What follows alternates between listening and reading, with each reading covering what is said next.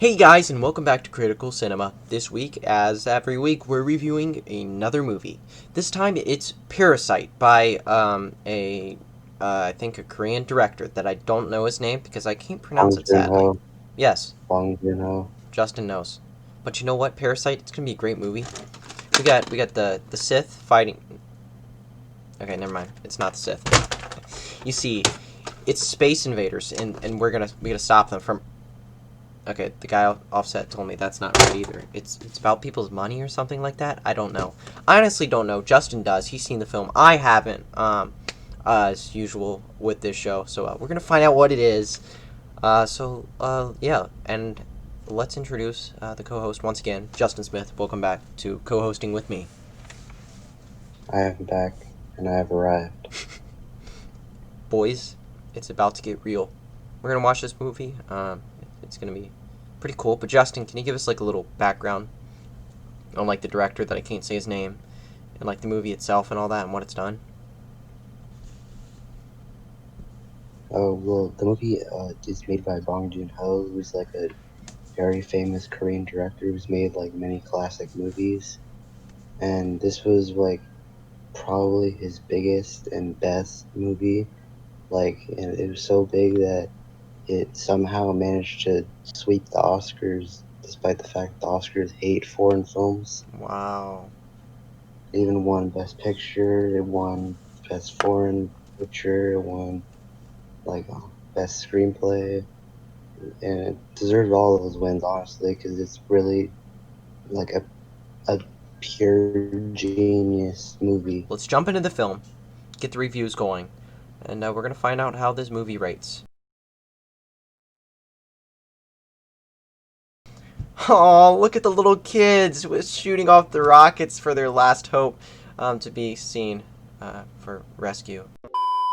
So the first 30 minutes is done, so let's get talking about what has happened. So we meet this family, and they are obviously in not the best, or they're in poor conditions, and they're struggling to make ends meet.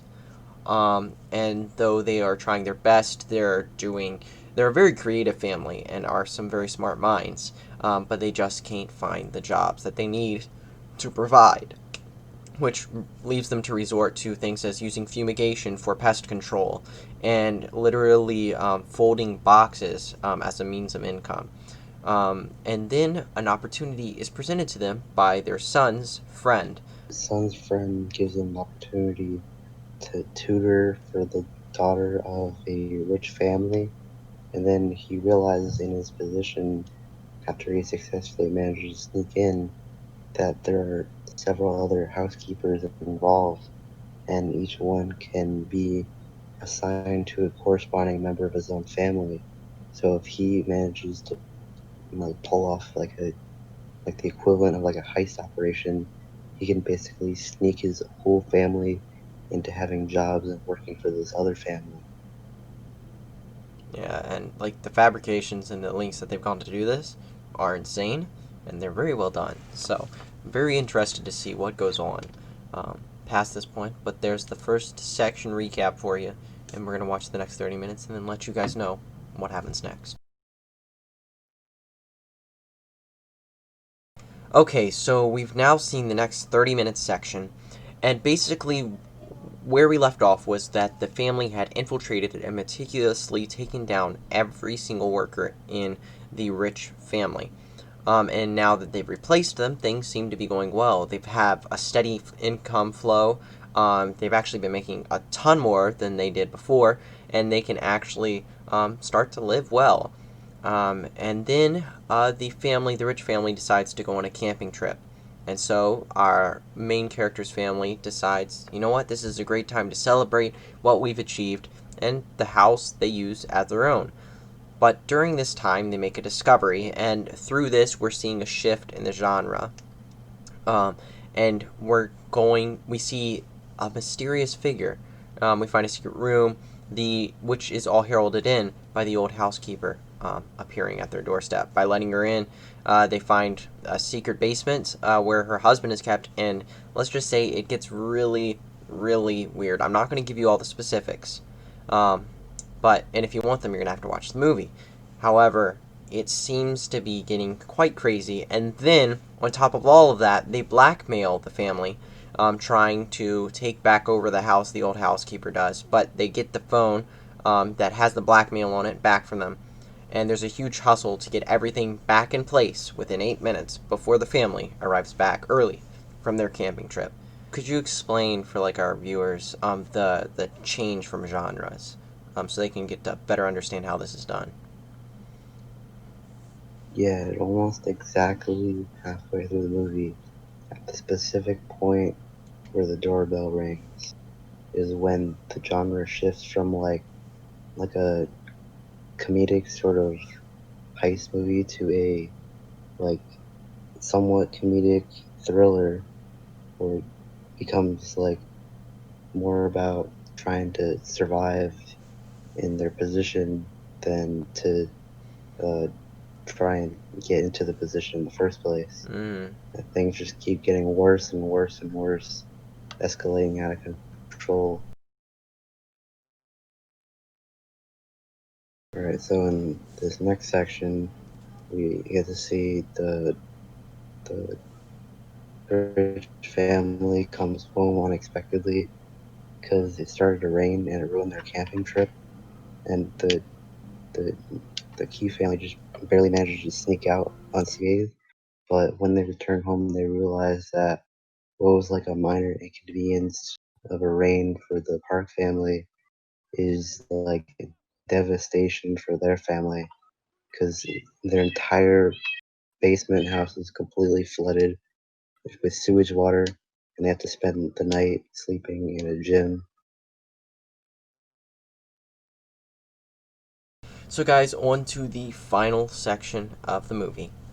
So we just saw the crazy ending, and honestly, if you haven't seen it, go see it. So we're gonna spoil it from now on. So just know that. So basically, there's a party after everything terrible goes down, and it's the rich family's child. And as all this is going on, the man inside the basement escapes.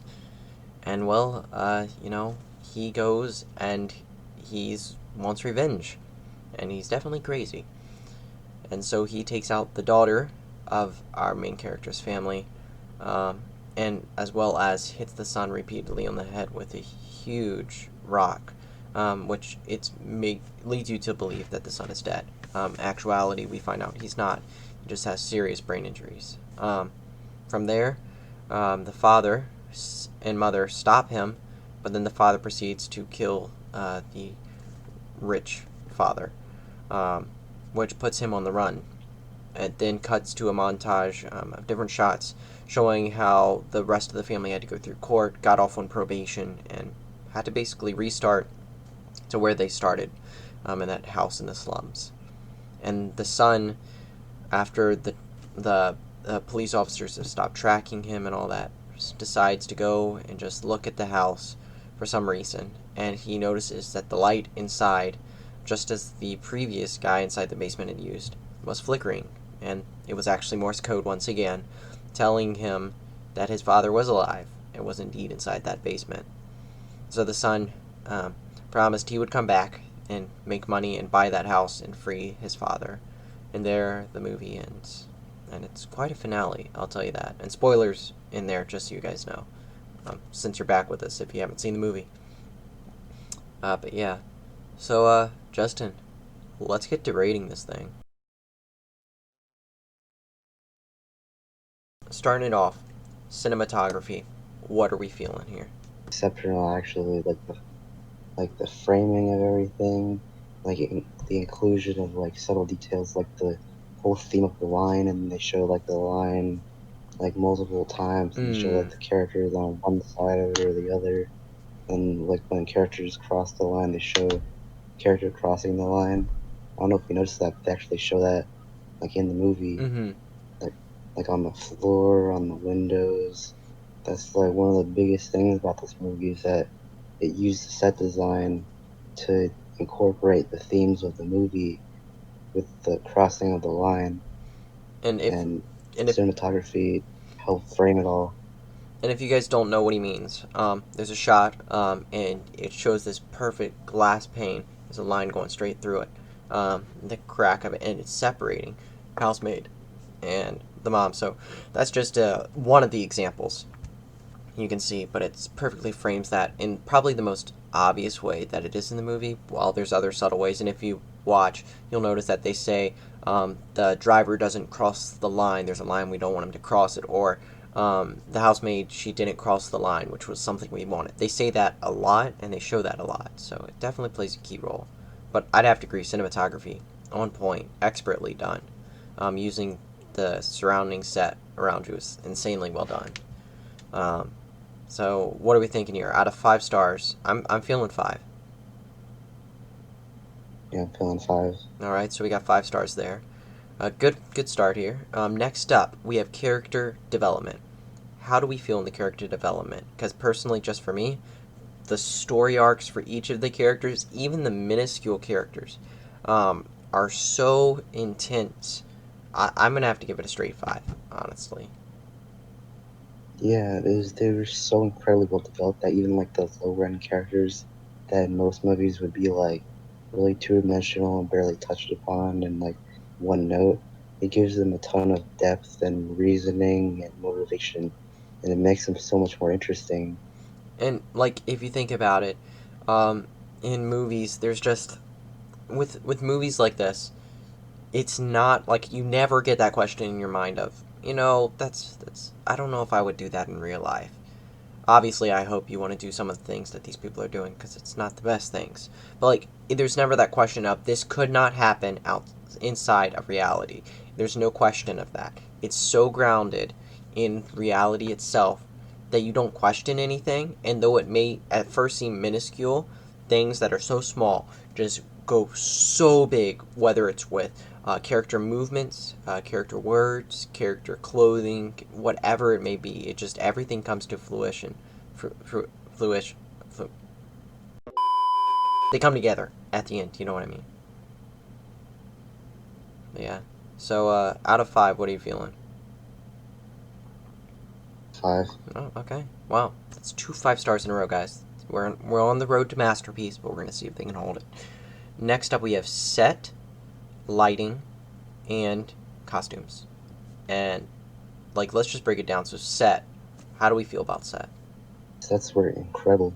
Like the street, like almost the whole most like there's on the street that the poor family's house takes their semi basement takes place in.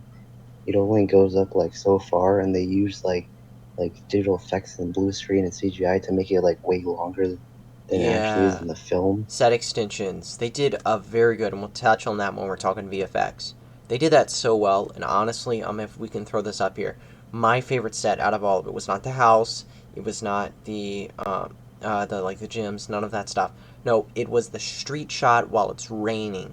Oh my goodness, that whole entire you're panning down, you're moving down, you're seeing this whole entire street. It's got all like the details. I'm a detail oriented person. Seeing the details of all of the electricity wires going through, it's not only a set, but it seemed lived in. It was a world created because you get worlds that are like, oh, that's a cool world, but it doesn't look like anybody's lived there. These were made to look like they were lived in. They have the wear, they have the tear, they have the little pieces of people's lives stickered onto it. Like it seemed real, and that shot, as beautiful as you guys just saw.